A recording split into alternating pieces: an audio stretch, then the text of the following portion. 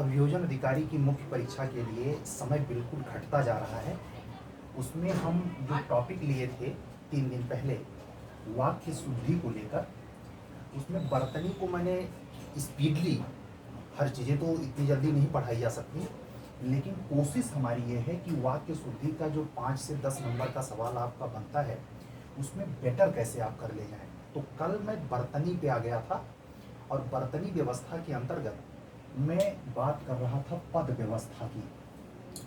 इसमें ध्यान दें, संज्ञा, सर्वनाम, विशेषण, इसको बताने की जरूरत नहीं है, इतना प्रौढ़ आप लोग हैं कि संज्ञा क्या है, सर्वनाम क्या है, विशेषण क्या है, इतना आप जानते हैं। अंग्रेजी के बच्चे नाउन, प्रोनाउन और एडजेक्टिव समझते होंगे, उसी का हिंदी अनुवाद माइंड में रख के चलें।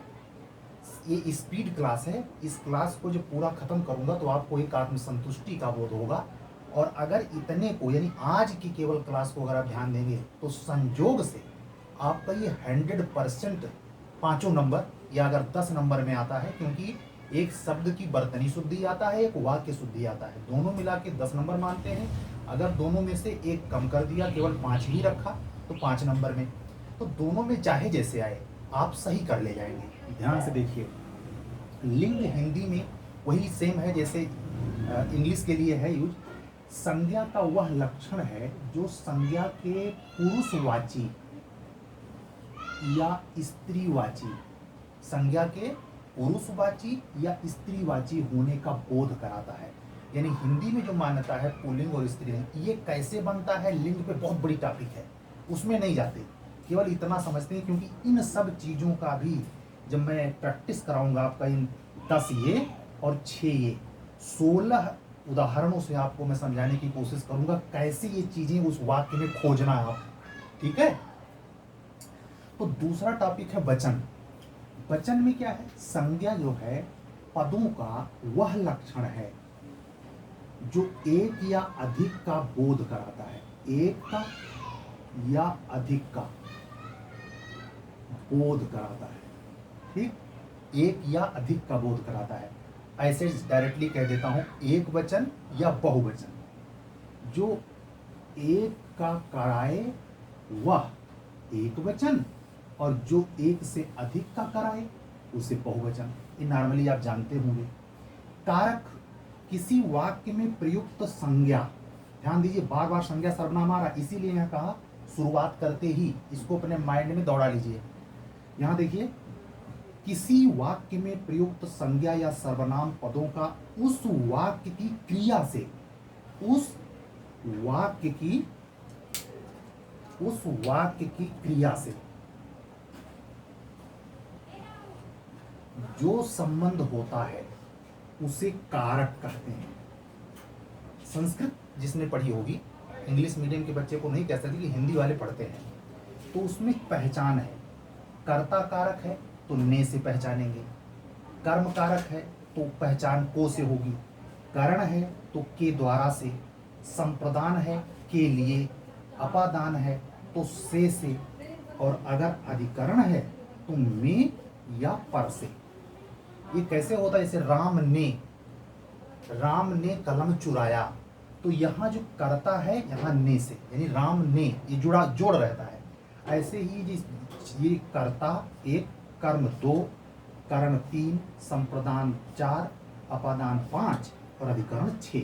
ये 6 कारकों पर जो ये चिन्ह है, कारकों के चिन्ह, वो दिमाग में रहने चाहिए, ठीक। क्या है, वो तो रटे रटाए होने चाहिए। तो उसको ऐसे याद करिए, कर्ता ने कर्म को करण के द्वारा, संप्रदान के लिए, अपादान से, अधिकरण में या पर। इस सूत्र का प्रयोग यहां होगा, ठीक है। अब ये सब माइंड में रखते हुए आप यहां आ जाइए। पहले अर्थ संबंधी त्रुटि, पहले भी इसका क्लियर कर दें, कितने कितने पे मैंने एग्जाम्पल तैयार किए हैं। ये सारे एग्जाम्पल एग्जाम में आए हुए हैं, हूबहू सेम के सेम आपके परीक्षा में आ सकते हैं। इसलिए इस एग्जाम्पल को ऐरा गहरा समझने की भूल मत करना। हूबहू बगैर एक शब्द अदले बदले आ सकते हैं। आपके 10 नंबर का ये क्लास चल रहा है, इसमें ध्यान दें। अर्थ संबंधी त्रुटि, अशुद्ध वाक्य, ध्यान दीजिए। आपको सौभाग्यवती कन्या का विवाह, आपकी सौभाग्यवती कन्या का विवाह होने जा रहा है। अरे भाई शादी हुई नहीं है कन्या की तो सौभाग्यवती कैसे हो गई? यानी इसमें कैसी त्रुटि है? अर्थ संबंधी वर्तनी त्रुटि। कन्या सौभाग्यवती तब मानी जाएगी जब शादी हो जाए, और भी उसकी शादी हुई नहीं तो क्या यहाँ लिखा क्या जाएगा? शुद्ध वाक्य मैंने हिंट्स वर्ड लिखे हैं, आयुष्मती का प्रयोग होता है। शादी अभी हुई नहीं है तो आपको लिखना पड़ेगा आपकी आयुष्मती कन्या का। कार्ड में जो शादी का कार्ड छपता है उस पर क्या लिखा होता है? आयुष्मती लिखा होता है। वह आरोग्य हो गया। आरोग्य शब्द जो है ये अर्थ को विखंडित कर रहा है। ये इससे बेटर शब्द क्या है? स्वस्थ हो गया। निरोग शब्द है, आरोग्य नहीं। ये निरर्थक शब्द का प्रयोग है, अर्थ में त्रुटि। यानी निरोग होने के अर्थ को ये भ्रंश करता है। भ्रंश ये मतलब ये ध्वस्त करता है, निरस्त करता है। इसलिए यहां शब्द होगा स्वस्थ हो गया। उस पतिव्रता को छूने का उत्साह, ये उत्साह जो है अर्थ संबंधी त्रुटि लिए हुई है, ध्यान दीजिए। उत्साह कौन करेगा? कोई शब्द नहीं। दुस्साहस कौन करेगा? आपको ध्यान क्या देना है? दुस्साहस कौन करेगा? फिर से सेंटेंस दोहरा रहा हूं। उस पतिव्रता को छूने का उत्साह में त्रुटि है, कौन करेगा? इस पर कौन सा शब्द आएगा? ट्रांसफर होगा दुस्साहस। ठीक, दुस्साहस आएगा। इस सेंटेंस को ध्यान से देखिए, एपीओ का क्वेश्चन है। कोयल का कंठ सबसे मधुर। मधुर अपने आप में एडजेक्टिव है। डबल एडजेक्टिव लगाने की किसी सेंटेंस में अगर बात है, यानी विशेषण का दोहराव है, तो वो रॉन्ग हो जाएगा वाक्य। इसलिए यहां क्या होगा? एक, दोनों में से एक सब्जेक्ट चुने, एक एडजेक्टिव चुने। तो कोयल का कंठ मधुरतम है, ये आप जोड़ेंगे। ये वाक्य जब शुद्ध लिखेंगे तो आप मधुरतम शब्द जोड़ेंगे। ठीक है, फिर आइए, मैं बोल दिया था कि आज ना आए। ये बोल दिया था कौन सा शब्द होता है हिंदी में? ये किसी क्षेत्र इलाके की बोली हो सकती है, लेकिन हिंदी में इसका प्रयोग नहीं। मैं कह दिया था, यहां भी अर्थ संबंधी त्रुटि है। ठीक, ये अर्थ संबंधी, जो उधर मैं लिखा हूं वो हिंट वर्ड्स हैं जो आपको उतारने हैं खुद से लिखकर। ये 16 के 16 आप लिख के कम से कम 5-5 बार अभ्यास कर लीजिए। फिर छठा देखिए, यह आंखों से देखी घटना। देखी है, ये देखी घटना है। आंखों से का मतलब यहां नहीं है। आंखों देखी पर्याप्त है, आंखों से देखी सही नहीं है। ये प्रीपोजिशन की गलती है, लेकिन यहां ये इसको संबंध बोधक अव्यय कहते हैं इसके हिंदी के व्याकरण में। लेकिन यहां इसका ये अनर्गल यानी अतिरिक्त रूप से जोड़ा गया है, जो कि गलत है। लोग बोल भी देते हैं, और ऐसा सेंटेंस आपके एग्जाम में होगा कि जो सामान्यतया बोला जाता है तो आपको पता न चलेगा गलती कहां है। तो आपको अर्थ संबंधी त्रुटि के लिए मैंने 6 दिए हैं। 6 में से 6 तो नहीं, लेकिन एक ऐसा सेम का सेम आ सकता है, या ऐसे ही जैसा आ सकता है। तो ये देख लिया आपने। यहां क्या होगा इस सेंटेंस का सही? यह आंखों से देखी नहीं, यह आंखों देखी घटना है। अब आइए कारक संबंधी, जो मैं यहां बात कर रहा था। कारक संबंधी त्रुटि में देखें, कुछ स्थलों में, यहां ध्यान देना, में आया है, ऐसा कहा गया है। ये में शब्द जो है, ये कुछ स्थलों का जो संबंध है, ये अधिकरण से लिया गया है। यहां ध्यान दीजिए, अधिकरण। जो बच्चे कारक पढ़े हैं, संस्कृत उन्होंने पढ़ा है, लट लकार लकार धातु रूप देखा है, वो कारक भी देखे होंगे। और उसमें फर्स्टली इसलिए पढ़ाना पड़ रहा है क्योंकि इस वाक्य की सिद्धि के लिए जितनी कम समय है आपको, और ये क्लास आपको लाभदायी हो जाए, यूजफुल हो जाए, तो उसके लिए आपका दिमाग तेजी से चलना चाहिए। अधिकरण का चिन्ह है में या पर, कभी कभी में, कभी कभी पर। तो यहाँ कुछ स्थलों में ऐसा कहा गया है, ये अधिकरण कारक का चिन्ह है। यहाँ पर क्या होना चाहिए? पर होना चाहिए। यहाँ पर क्या होना चाहिए? पर होना चाहिए। यानी यहाँ क्या हो जाएगा? कुछ स्थलों पर ऐसा कहा गया है। ठीक है, अब आइए लिंग संबंधी त्रुटि। हम जो यहाँ चर्चा किए थे ये पॉइंट देखिए। लिंग, पुल्लिंग, स्त्रीलिंग कैसे खोजेंगे वाक्य में, ध्यान देना। मेरी मेरी मेरी रोम रोम खिल उठी। ये रोम रोम खिल उठी या उठा, यहां शब्द पुल्लिंग में आएगा, स्त्रीलिंग में नहीं। इसलिए इसका सही शब्द होगा मेरा। मेरा रोम रोम खिल उठा, उठी नहीं, उठा। मेरा, मेरी रोम रोम खिल उठा नहीं, मेरा रोम रोम खिल उठा। तो आप उस वाक्य में, और एक चीज ये भी, जो सवाल आएगा उसमें ये मेंशन नहीं होगा कि इसी प्रकार की गलती है और ढूंढ निकालिए। ये सारे नियम कानून आपके दिमाग में होने चाहिए, उसमें ढूंढना है और क्लिक करना चाहिए दिमाग को कि इसमें किस प्रकार की त्रुटि है। लिंग संबंधी, कारक संबंधी, अर्थ संबंधी, आदि आदि जितने कारण बनते हैं। ठीक है, तो यहां देखिए, मेरी रोम रोम खिल उठा नहीं, मेरा रोम रोम, यहां क्या होना चाहिए, पुल्लिंग वाला शब्द मेरा होना चाहिए, ये होना चाहिए। ऐसे ये यूपीओ में आया हुआ क्वेश्चन है, मुझे रोटी खाना है। ये जो खाना शब्द है पुल्लिंग के लिए इस्तेमाल हो रहा है, और इधर रोटी क्या है, रोटी क्या है, स्त्रीलिंग का दोतक है, क्योंकि ईकारांत है, बड़ी का ईकारांत है। मुझे रोटी खाना है, इसकी जगह पर आप लिखेंगे रोटी खानी है, मुझे रोटी खानी है, ना पर बड़ी की मात्रा लग जाएगी। तो आप ऐसे जो सेंटेंस आपके पास आएगा उसमें लिंग संबंधी की त्रुटि ढूंढेंगे। अब एक और बचा, चौथा, वचन संबंधी त्रुटि। उसमें जो सेंटेंस आपको आया हुआ है, देखिएगा ध्यान से, कहीं वचन संबंधी त्रुटि तो नहीं है। एक वचन का है और बहुवचन लिखा हुआ है, बहुवचन का है, एक वचन का लिखा हुआ। ध्यान दीजिए, मैंने गुरु जी का दर्शन किया। अब यहां कैसा विवक्षित सेंटेंस जान के दिया है, गुरु जी अकेले हैं, तो इसको देखने से लगता है ये सेंटेंस सही है कि इसमें कोई त्रुटि नहीं है। लेकिन हम जानते हैं हिंदी में हम लोग कैसे उसका शुद्धतम प्रयोग करते हैं। आदर और सम्मान में उनको बहुवचन वाली क्रिया से नवाजा जाता है और लिखा जाता है मैंने गुरु जी के दर्शन किए। इसीलिए जानबूझ करके ये सेंटेंस, एपीओ का क्वेश्चन है, एपीओ में आया हुआ सवाल है ये, मैंने गुरु जी का दर्शन किया गलत है।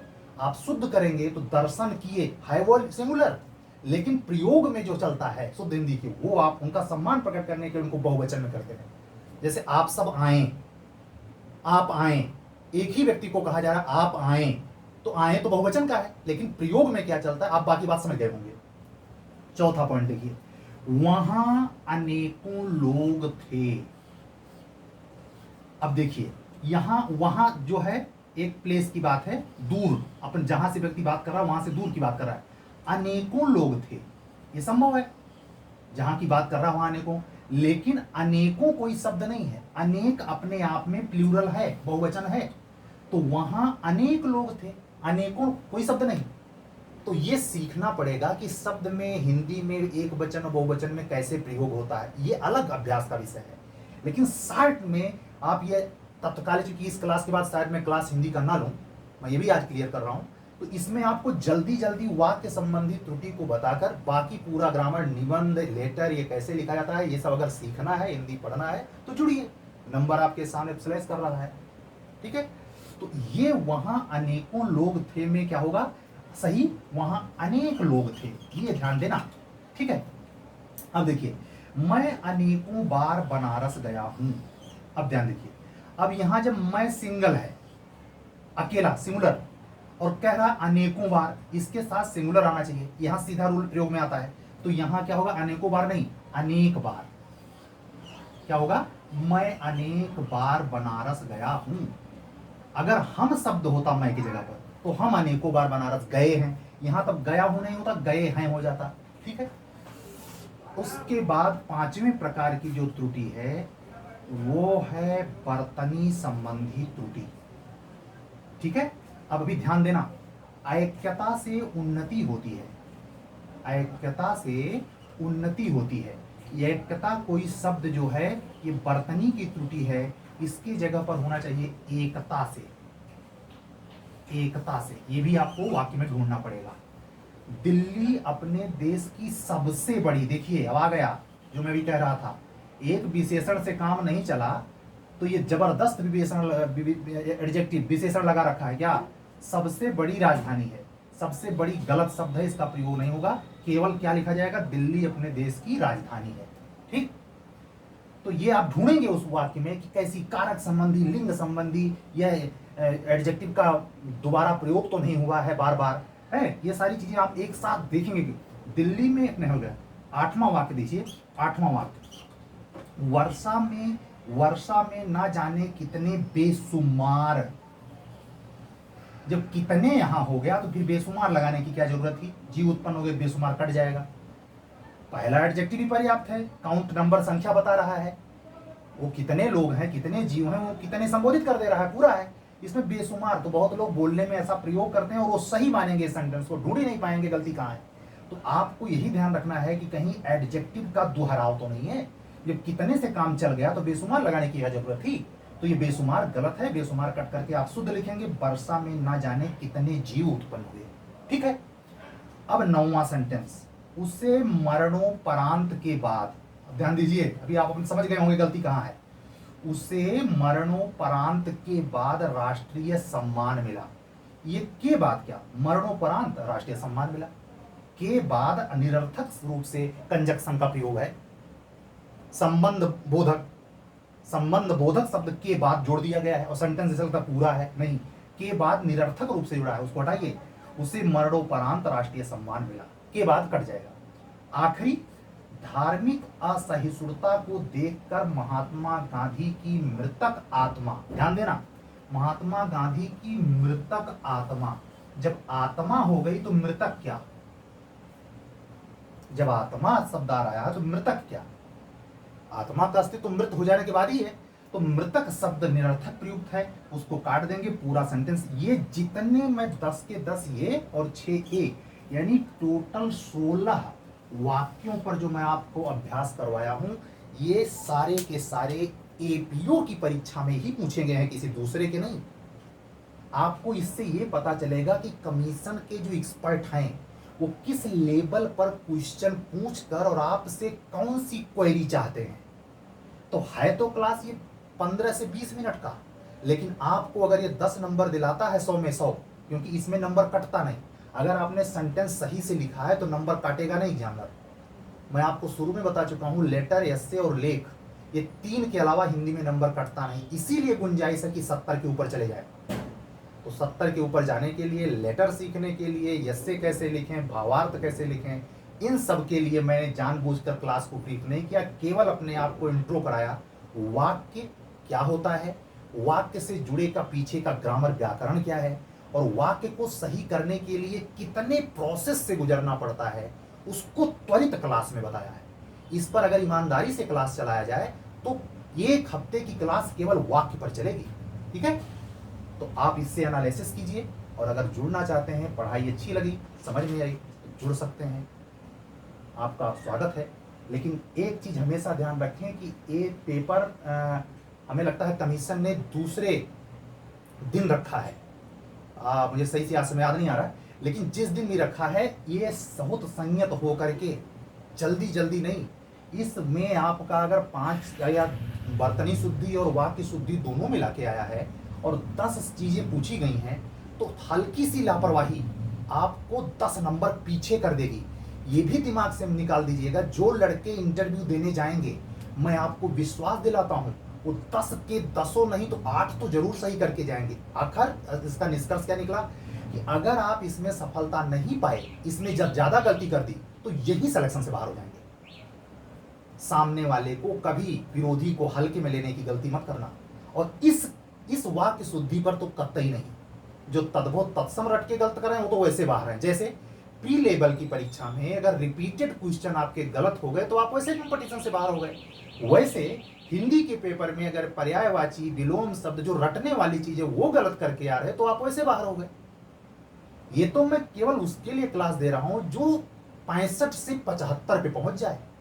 65 के नीचे वाले को तो पढ़ा ही नहीं रहा हूं मैं। तो ये क्लास उसी बच्चे के लिए जो मेंस में एक्स्ट्राऑर्डिनरी, इसलिए मैंने टेस्ट सीरीज ऑर्गेनाइज करी, मैंने पढ़ाने की कोई बकवास ना करी, और इसमें मैं उन बच्चों को खोज रहा हूं जो टॉप 10 में रैंक बना सकें, वो अपने को कुशलता रूप में पीसीएस जे की परीक्षा जो आने वाली है उसके हिंदी के पेपर में इतना सतर्क हैं ये भी समझ सकें, और सतर्क अगर नहीं है तो सतर्क क्यों हूं ये भी समझ सकें, और हमसे जुड़ने की अगर उनकी मनसा बनती है, उनकी दिल दिमाग इजाजत देता है, तो ओपन चैनल है, आप जुड़ के मैसेज करें, हम आपसे कनेक्ट होंगे और आपको कोशिश करेंगे विद इन 45 दिन की क्लास में, हिंदी की टोटल 45 दिन की क्लास में संपूर्ण हिंदी का जो आपका टॉपिक जे और एपीओ का है, मैं इसके अलावा कोई बात नहीं कर रहा कि टीजीटी पीजीटी दुनियादारी देने नहीं, केवल एपीओ और यूपीजे कि जूनियर डिवीजन में जो हिंदी है, चाहे इस बार के लिए पढ़ना हो चाहे अगली बार के लिए पढ़ना हो, अगर आपको 100 में 70 के ऊपर लाना है तो हमको 45 दिन के एक फिक्स बैच में आना पड़ेगा और उसके लिए पेड करना पड़ेगा। पेड करेंगे, रजिस्ट्रेशन फीस पेमेंट करेंगे, आपको कंटिन्यू कर दूंगा। वो क्लास यहाँ यूट्यूब नहीं होगा, ठीक है। नेक्स्ट कल वाले टॉपिक पे ला की एक क्लास से आऊंगा। ला में सीआरपीसी पे पहला क्लास मेरा कल होगा। ऑन बोर्ड सीआरपीसी के क्वेश्चन कैसे डील करें इस पर हम कल चर्चा करेंगे। अब हिंदी की कोई क्लास यूट्यूब पर नहीं होगी, ठीक है। सत्यमेव जयते।